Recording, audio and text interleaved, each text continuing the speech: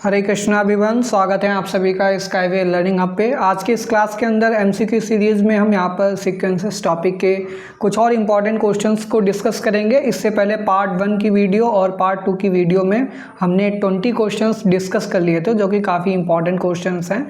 और सीक्वेंसेस का जितना भी कंसेप्ट है उन सारे कंसेप्ट के ऊपर हमने क्वेश्चन डिस्कस कर लिए हैं। ठीक है, जो भी रिमेनिंग अब यहाँ पे कंसेप्ट और क्वेश्चन बचते हैं उनको आज की वीडियो में कवर करेंगे। ठीक है, तो अगर आप लोगों ने पार्ट 1 और पार्ट 2 नहीं देखा है तो नीचे डिस्क्रिप्शन बॉक्स में जाइएगा, आपको प्लेलिस्ट का लिंक मिल जाएगा। वहाँ पर जाकर के आप हमारी previous classes top 20 MCQ series के नाम से प्लेलिस्ट है, वहाँ पर सीक्वेंसेस पार्ट 1, सीक्वेंसेस पार्ट 2 और पार्ट 3 का भी आपको लिंक मिल जाएगा, जो कि आज की क्लास होने वाली। ठीक है, साथ ही साथ अगर आप लोगों ने सीक्वेंसेस इनफिनाइट सीरीज या डिफरेंशियल कैलकुलस आपको डिटेल में पढ़ना है तो इसके लिए मैंने कोर्स यहाँ पे लॉन्च किया है अपने यूट्यूब चैनल पे, वो भी फ्री ऑफ कॉस्ट। ठीक है, बिल्कुल डिटेल्ड कोर्स है, कोई भी चार्ज नहीं है, सारी क्लासेस फ्री में मिलेंगी, आपको अवेलेबल होंगी।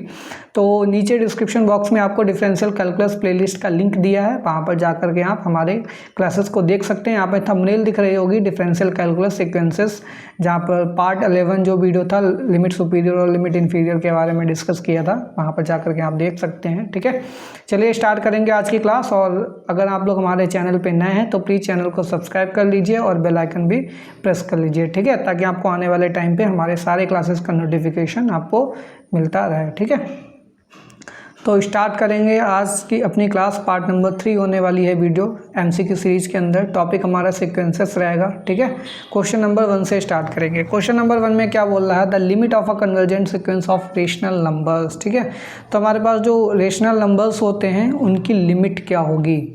अगर कोई भी कन्वर्जेंट सीक्वेंस है रेशनल नंबर्स की तो उसकी लिमिट क्या होगी। देखिए, हमारे पास एक ये इंपॉर्टेंट एग्जांपल रहता है, ये काफ़ी इंपॉर्टेंट है क्वेश्चन।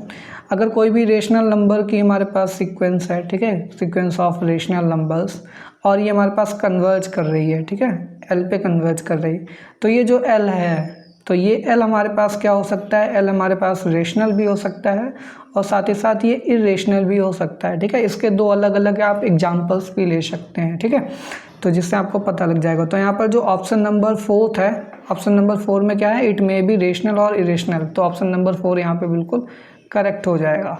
ठीक है, क्वेश्चन नंबर 2 की बात करते हैं। फॉर अ गिवन सीक्वेंस, यहाँ पर एक सीक्वेंस दे रखी है। सीक्वेंस देखिए कुछ इस तरीके से दे रखी है, ये है हमारे पास -1 की पावर n दे रखा है। ठीक है, और इनटू में क्या दे रखा है, ये है 1 + 1/n। अब ये सीक्वेंस में आपको लिमिट सुपीरियर और इन्फीरियर निकालना है। तो लिमिट सुपीरियर और इन्फीरियर मैंने बताया था कि जो लिमिट पॉइंट्स हैं, लिमिट पॉइंट्स का हमको क्या लेना है, कलेक्शन लेना है। तो सबसे पहले यहाँ पर हम इस सीक्वेंस को ऑड और इवन के लिए ब्रेक करेंगे। तो ऑड के लिए जब ब्रेक करेंगे तो ये माइनस साइन के साथ आएगा, 1 + 1/n। ठीक है, और जब हम इसको इवन के लिए लेंगे तो ये केवल 1 + 1/n बचेगा। ठीक, तो ये किसके लिए है, ऑड के लिए, n की वैल्यू ऑड है। ये किसके लिए है, इवन के लिए। ठीक है, n की वैल्यू ऑड और इवन के लिए हमने ले लिया यहाँ पर। तो जब हम यहाँ पर लिमिट चेक करेंगे, ठीक है, जब हम लिमिट चेक करेंगे क्या हो जाएगा, limit n tends to infinity, और ये Sn हो जाएगा। Sn जो हमारे पास गिवन सीक्वेंस ये वाली है। ठीक है, तो इस पर जब लिमिट निकालेंगे तो ऑड और इवन के लिए 2 लिमिट्स निकल के आएंगी यहाँ पर। ठीक है, तो एक तो लिमिट क्या निकल के आएगी, S1। सपोज दैट ये सब सीक्वेंस 1 है हमारे पास, कलर चेंज कर लेते हैं, ये वाली जो सब सीक्वेंस है ये S1 है। ठीक है, और ये हमारे पास Sn2 है, ये सेकंड सब सीक्वेंस है। ठीक है, तो यहाँ पर सीक्वेंस की नहीं, हम सब सीक्वेंसेस की लिमिट निकालेंगे। तो पहली सब सीक्वेंस जो Sn1 है इसकी लिमिट जब निकालेंगे ऑड के लिए, तो ऑड के लिए हमारे पास n टेंड टू इन्फिनिटी पे 0 जाएगा और माइनस साइन बाहर चल रहा है, तो ये क्या बना देगा, -1 बना देगा। ठीक है, वहीं पर जब हम यहाँ पर निकालेंगे limit n tends to infinity Sn2 की बात करेंगे, Sn1 Sn2, या फिर Sn1 2 की जगह हम यहाँ पर और सही से लिख लेते हैं, इसको लिख लीजिए आप। ऑड के लिए है तो ऑड के लिए लिख लीजिए Sn2n-1, ये हो जाएगा S2n-1। ठीक है, S2n-1, और ये हो जाएगा S2n। तो H2n वाला इवन के लिए हो जाएगा, इवन के लिए ये लिमिट क्या आ रही है 1 आ रही है। तो दो सब सीक्वेंस है, दोनों कन्वर्जेंट हैं, लेकिन उसकी जो सीक्वेंस होगी वो कन्वर्जेंट नहीं है, ये एक ऑसिलेटरी सीक्वेंस हो जाएगी, ठीक है। तो लिमिट पॉइंट्स एक पहला आ रहा है हमारे पास -1, दूसरा आ रहा है हमारे पास 1, ये L1 हो जाएगा, ये हमारे पास L2 लिमिट पॉइंट हो जाएगा, ठीक है। तो लिमिट सुपीरियर क्या होता है, जो सबसे बड़ा वाला लिमिट पॉइंट होगा वो लिमिट सुपीरियर हो जाएगा। तो ये वाला किसके इक्वल हो जाएगा, ये वाला हमारे पास लिमिट सुपीरियर हो जाएगी, ठीक है। और -1 क्या हो जाएगी, ये हमारे पास लिमिट इन्फीरियर हो जाएगी। मैं इसको इरेज कर रहा हूँ, ठीक है। ये हो जाएगी is equal to limit inferior. तो लिमिट सुपीरियर और इन्फीरियर दोनों निकल के आ गई। तो यहाँ से क्या पता लग रहा है, लिमिट सुपीरियर जो है वो ग्रेटर देन है लिमिट इन्फीरियर के, ठीक है। तो limit superior greater than limit inferior. ये क्वेश्चन नंबर 2 था। Which of the following is true. हमारे पास यहाँ पर 4 स्टेटमेंट दे रखे हैं, चारों में कौन सा ट्रू है ये आपको पता लगाना है। पहला क्या है, एवरी कॉची सीक्वेंस में नॉट बी कन्वर्जेंट। ये तो बिल्कुल गलत है भाई, हमारे पास जितनी भी कॉची सीक्वेंस होती हैं वो सारी की सारी कन्वर्जेंट होती हैं, ये तो थ्योरम थी, तो पहला तो गलत हो गया। दूसरा क्या बोल रहा है, if a sequence is bounded then the sequence may be Cauchy. अब ये बोल रहे हैं अगर कोई भी सीक्वेंस बाउंडेड है तो वो कॉची सीक्वेंस हो सकती है, ठीक है। तो सपोज दैट हमारे पास कोई ऐसी सीक्वेंस है जो बाउंडेड है, सपोज दैट 1/n बाउंडेड है, कन्वर्जेंट भी है। अब बाउंडेड है कन्वर्जेंट भी है तो वो कॉची भी होगी। अब ये -1 की पावर n ये भी हमारे पास बाउंडेड होती है, लेकिन ये कॉची नहीं होती है, ठीक है। तो ये मे और मे नॉट होना चाहिए था, लेकिन यहाँ पे क्या लिखा, केवल मे भी लिखा है, ठीक है। तो ये ऑप्शन नंबर 2 भी गलत हो जाएगा, ठीक। ऑप्शन नंबर 3 की बात करें, एवरी बाउंडेड सीक्वेंस में हैव लिमिट पॉइंट। ये बोल रहा है कि सारी की सारी जो बाउंडेड सीक्वेंस होती हैं उनके पास लिमिट पॉइंट हो सकता है, ठीक है। तो वो एग्जैक्ट ट्रू नहीं है। ऑप्शन नंबर 4 की बात करते हैं, the converse of Cauchy's second theorem on limits need not to be true. ये बिल्कुल सही है। कॉचीज, एक तो कॉची की 2 थ्योरम्स हैं लिमिट पे, एक तो कॉचीज फर्स्ट थ्योरम है, ठीक है, और एक तुम्हारे पास आती है सेकंड थ्योरम, ठीक। कॉची सेकंड थ्योरम क्या बोलती है, a1 into a2 into dot an है, ठीक है, इसकी पावर 1/n है। और इस सीक्वेंस की अगर हम लिमिट ले लें, ठीक है, वो अगर L पे आ रही है, कब आएगी, इफ़ अगर हमारे पास ये limit of an is equal to L, ठीक है। तो इस n टर्म की लिमिट अगर L आ रही है तब इसकी भी लिमिट L ही आएगी, लेकिन इसका कन्वर्स ट्रू नहीं है, ठीक है। तो यहाँ पर ऑप्शन नंबर 4 सही हो जाएगा, ये हमारे पास बिल्कुल सही है। बाकी 3 स्टेटमेंट यहाँ पर सही नहीं, तो मोस्ट करेक्ट वाला आपको यहाँ पर बताना था, ठीक है। तो इसके बाद आ जाते हैं क्वेश्चन नंबर 5 पे। क्वेश्चन नंबर 5 में क्या है, द वैल्यू ऑफ, यहाँ पर इसकी लिमिट की वैल्यू आपको पता करनी है। अब देखिए यहाँ पर सारे टर्म्स जब समेशन में लिखे होते हैं इस तरीके से, a1 plus a2 plus dot plus an, ठीक है, प्लस an, और अपॉन में क्या लिखा होता है आपके पास, अपॉन में n लिखा हो, ठीक। तो इस तरीके से जब इसकी लिमिट लेंगे तो वो क्या आती है, वो L के इक्वल आती है। कब आती है, इफ़ लिमिट जो an है, if limit an is equal to L, इसको बोलते हैं Cauchy's first theorem on limits, ठीक है। तो ये कॉची की फर्स्ट थ्योरम होती है। तो यहाँ पर an हमको देखना है, an क्या है, देखिए ये डिनोमिनेटर में तो n तो डिवाइड में चल रहा है, इसका जो an है वो क्या चल रहा है, n की पावर 1/n। तो इसका जो an है, an इज इक्वल टू क्या है, n की पावर 1/n। इसको लिख सकते हैं nth रूट ऑफ, इसको लिख सकते हैं nth रूट ऑफ n, ठीक है।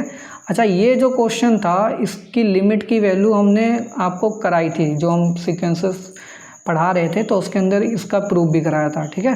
तो इसकी वैल्यू आती है 1। याद कर लीजिए, स्टैंडर्ड फार्मूला होता है n की पावर 1/n का, limit n tend to infinity पे निकालेंगे तो इसकी वैल्यू आएगी 1, ठीक है। तो यहाँ पर ये हमारे पास ऑप्शन नंबर 2 बिल्कुल सही हो जाएगा। फिर इसके बाद आते हैं क्वेश्चन नंबर 6 पे, limit of a sequence exist if. हमारे पास बोल रहा है कोई भी सीक्वेंस Sn है, इसकी लिमिट एग्जिस्ट करेगी, किस कंडीशन पे एग्जिस्ट करेगी। पहली कंडीशन क्या बोल रहा है, is bounded and unique limit. अगर हमारे पास सीक्वेंस कैसी हो, बाउंडेड हो और यूनिक लिमिट पॉइंट हो, ठीक है। दूसरा बोल रहा है अनबाउंडेड हो और यूनिक लिमिट पॉइंट हो।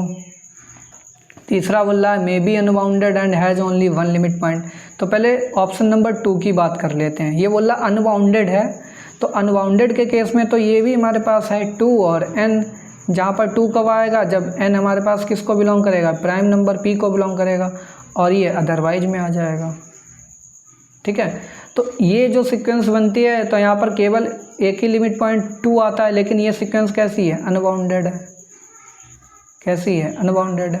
तो जब ये अनबाउंडेड है तभी क्या ये लिमिट होगा, इसका नहीं होगा, क्योंकि ये अनबाउंडेड है तो कन्वर्जेंट तो होगी नहीं, तो ये लिमिट भी नहीं होगा, ये केवल और केवल लिमिट पॉइंट रह जाएगा आपके पास। ठीक है, तो लिमिट एग्जिस्ट करने के लिए बहुत ज़रूरी है सीक्वेंस बाउंडेड हो और यूनिक लिमिट पॉइंट हो। कैसा होना चाहिए, bounded and unique limit point.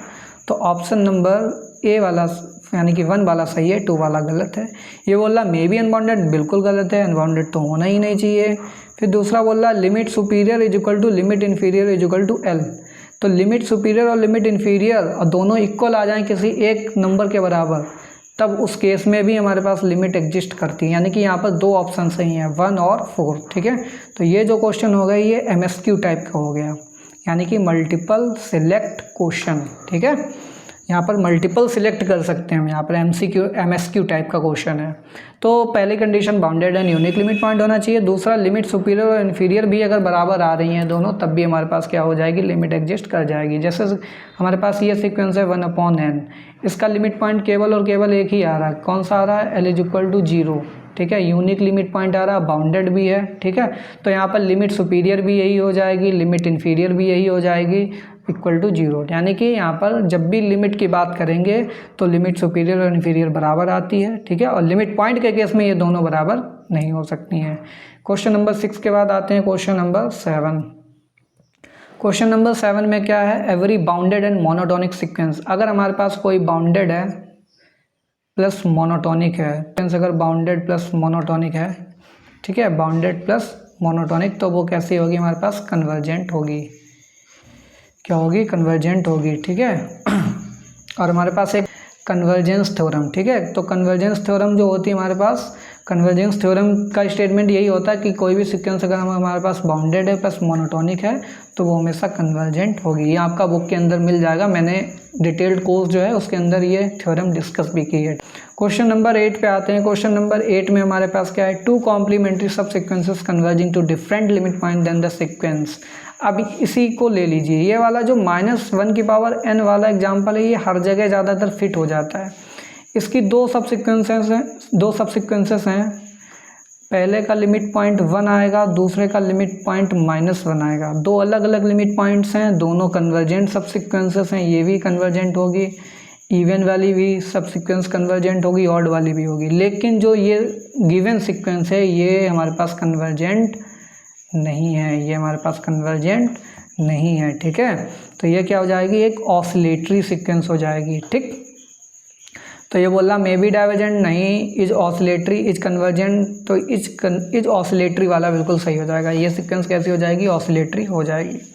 Question number 9 पे आ जाइए, लिमिट।